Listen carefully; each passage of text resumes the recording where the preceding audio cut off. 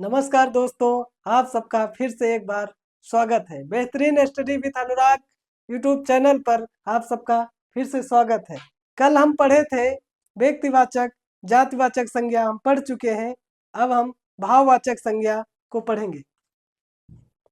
भाववाचक संज्ञा, भाववाचक संज्ञा, भाववाचक संज्ञा। अभी तक हम लोगों ने जातिवाचक और व्यक्तिवाचक, द्रव्यवाचक, समूहवाचक को पढ़ लिया है।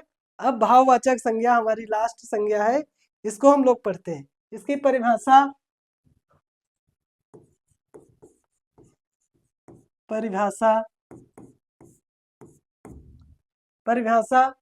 इसमें कहते हैं कि वह शब्द जिनसे हृदय में भाव का बोध उत्पन्न हो। क्या है? वह शब्द वह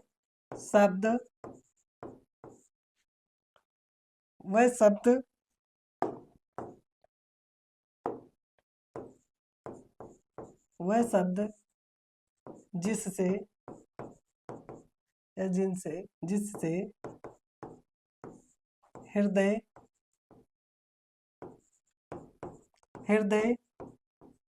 में भाव का, हृदय में किसी भाव का बोध हो,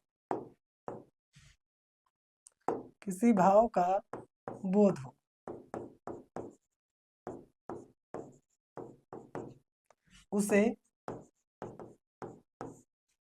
उसे भाववाचक संज्ञा कहते हैं।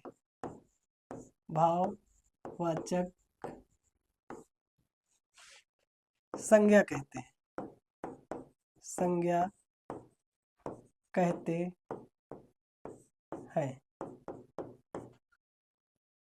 क्या है भाववाचक? वह शब्द जिससे हृदय में किसी भाव का बोध हो, उसे क्या कहते हैं? भाववाचक संज्ञा कहते हैं। और भाववाचक संज्ञा को हम कैसे समझते हैं? हमारे हृदय में जो भी भाव उत्पन्न हो, क्रोध का हो, भय का हो और हास्य का हो, ये हमारे रस जो पढ़ते हैं उसी में से भाव निकल के आते हैं और हमारे हृदय में पहले से ही सब विद्यमान रहते हैं, लेकिन वो जागृत नहीं होते। जब उसका भाव आता है, जैसे कोई अपना घनिष्ठ मित्र क्या हो गया हो, उसकी मृत्यु हो गई हो, तो वहां पर क्या करुण का भाव जागृत हो जाएगा अपने आप स्वतः ही।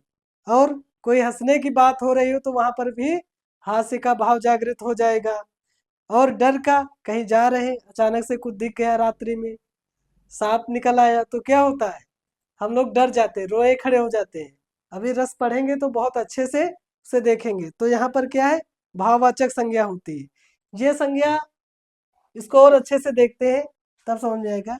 यह संज्ञा अमूर्त होती है। क्या होती? अमूर्त होती है। यह संज्ञा अमूर्त होती है। अमूर्त मीन्स जो हमें दिखाई ना दे, इसका किसी का आकार ना हो, कोई भी आकार ना हो। मूर्त माने जो दिखाई दे, सामने मूर्ति होती है। अमूर्त जिसका कोई आकार ना हो, जो हमें नहीं दिखाई दे। और अमूर्त होती है और क्या हो सकती है? यह संज्ञा अमूर्त होती है जो हमें दिखाई नहीं देती है, जो हम देख व छू नहीं सकते हैं।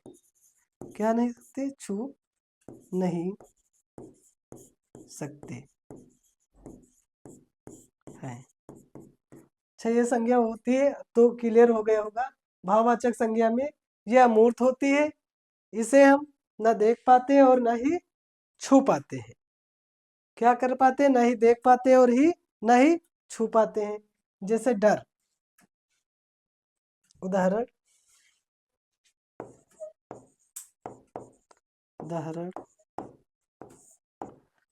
में लिखेंगे। जैसे डर हो गया। और हर्ष, क्रोध, हर्ष, क्रोध, हर्ष, क्रोध, और क्या हो जाएगा?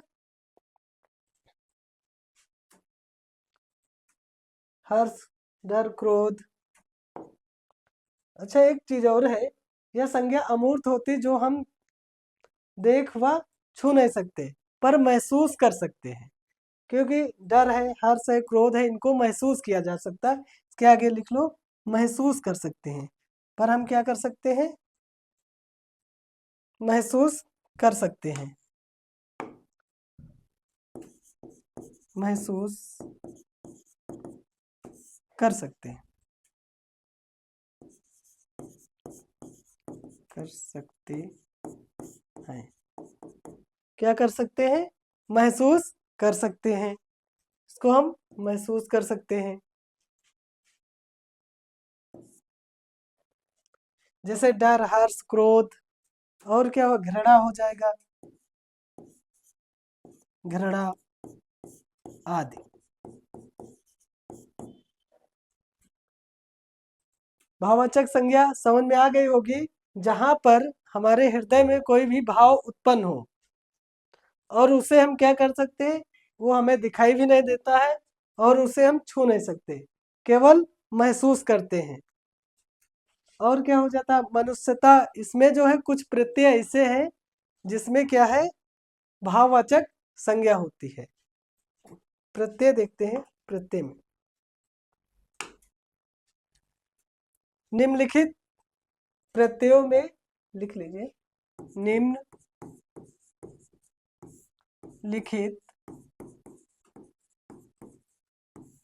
प्रत्ययों में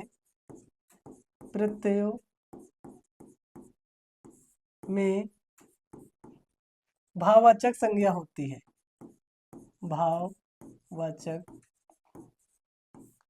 संज्ञा होती है। निम्नलिखित में भाववाचक, निम्नलिखित प्रत्ययों में भाववाचक संज्ञा होती है। प्रत्यय कौन से है? जैसे ता प्रत्यय, उदाहरण में ता, ता प्रत्यय। ता प्रत्यय में क्या शब्द बनेगा? गुरुता। जैसे क्या बन गया? गुरुता, पशुता, और गुरुता, पशुता, लघुता, लघुता, और गुरुता, पशुता, लघुता, और शिष्टता, शिष्टता। अब इसमें देखो, सब में क्या है? गुर में क्या है? ता प्रत्यय है। पशु में क्या है? ता प्रत्यय है। लघु में क्या है? ता प्रत्यय है। शिष्टता में भी ता प्रत्यय है। अब ता प्रत्यय के ही अनुसार ये जो है हमारा क्या हो गया? भाववाचक संज्ञा बन रही है। दूसरा प्रत्यय क्या है? त्वा प्रत्यय देख देते हैं। त्वा, त्वा प्रत्यय, इसमें क्या है? जैसे हम लिखते हैं महत्व, महत्व, महत्व हो जाएगा, और महत्व, फिर पशुत्व, गुरुत्व, यही वाले लिख लो, पशुत्व,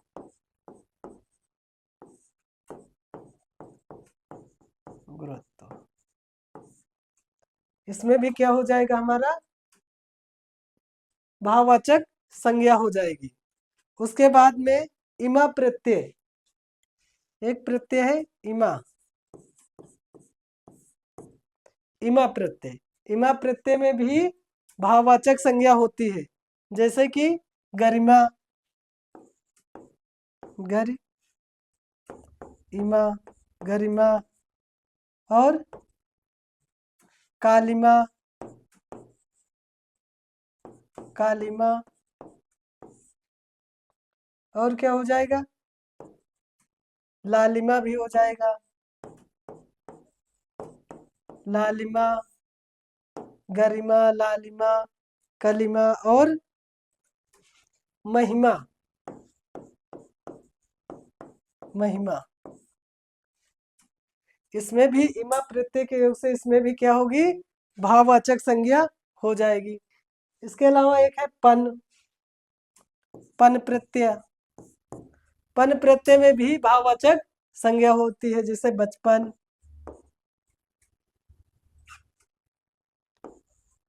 बचपन, लड़कपन, लड़कपन, बचपन, लड़कपन और छुटपन, छुटपन, बचपन, लड़कपन, छुटपन और अपनापन। क्या है, अपनापन, अपनापन। क्या क्या हो गया, ता प्रत्यय, तोय, इमा और पन में कौन सी हो गई, भाववाचक संज्ञा। इन प्रत्यय को याद रखना, इसी से पता चल जाएगा। जैसे गुरता हो गया, पस्ता हो गया, महत्व है, गरिमा, गरिमा में इमय प्रत्यय है, पन में बचपन, लड़कपन, छुटपन, अपनापन, कालिमा, लालिमा, महिमा, इन सब में क्या है, हमारी भाववाचक संज्ञा होती है। इसके अलावा आटा, एक प्रत्यय आता है आटा, कौन सा, आटा, आटा प्रत्यय। ये वो खाने वाला आटा नहीं, ये आटा है, प्रत्यय है। इसमें क्या है, एक जैसे है सन्नाटा, क्या लिखेंगे, सन्नाटा, सन्नाटा, खर्राटा, खर्राटा और फर्राटा, सन्नाटा, खर्राटा और फर्राटा। इसके अलावा आवा प्रत्यय है, आवा प्रत्यय।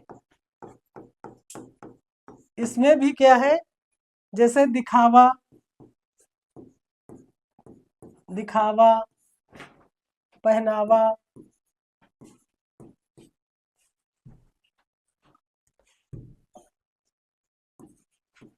पहनावा, दिखावा, पहनावा और छलावा, छलावा। इन सब में क्या है, भाववाचक संज्ञा होती है। क्या होती, भाववाचक संज्ञा होती है। एक आवट प्रत्यय है, क्या है, आवट, आवट। इसमें क्या है, लिखावट, लिखावट, लिखावट, बनावट, बनावट, ये सब में क्या हो जाएगा, लिखावट, बनावट, सजावट आदि। इसमें क्या होगा, सजावट भी लिख लेते हैं, सजावट, सजावट क्या होती है, भाववाचक संज्ञा। इसके अलावा एक और है, एक है अत प्रत्यय। अत प्रत्यय, अत, अत प्रत्यय में भी क्या होती है, भाववाचक संज्ञा। जैसे बचत, बचत क्या है, बचत, खपत,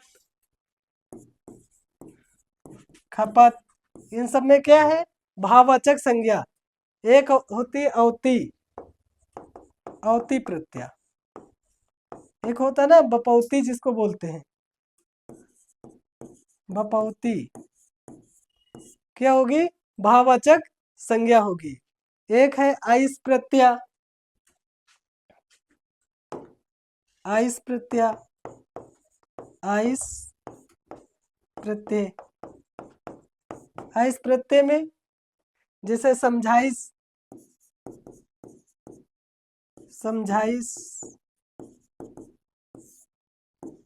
समझाइश और पैदाइश, पैदाइश। अब हम लोग को आपका जातिवाचक, व्यक्तिवाचक और भाववाचक, द्रव्यवाचक, ये सारी ये सब हम लोग का संज्ञा पूरा हुआ, यानी संज्ञा कंप्लीट हो गई।